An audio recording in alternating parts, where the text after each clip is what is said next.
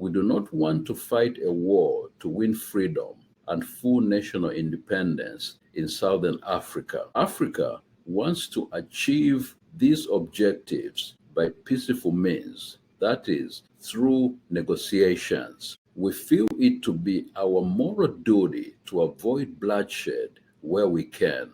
We are determined to fulfill this obligation, but Mr. President, not at any price, not at any price, not at the price of freedom and justice. There we say, oh, no. Kaunda and the Iron Lady, Margaret Thatcher. Kaunda would often butt heads with Britain's Iron Lady, the late Prime Minister Margaret Thatcher.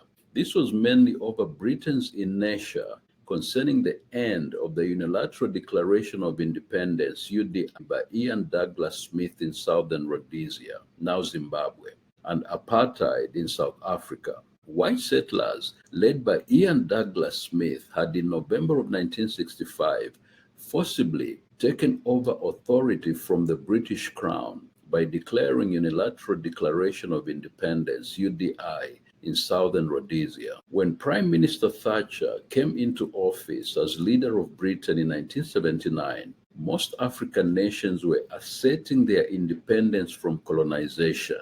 Through the Organization of African Unity, the OAU, now known as the African Union, AU, these nations spoke with a united voice, pressing Western governments to rescind their support for UDI in Southern Rhodesia and apartheid in South Africa.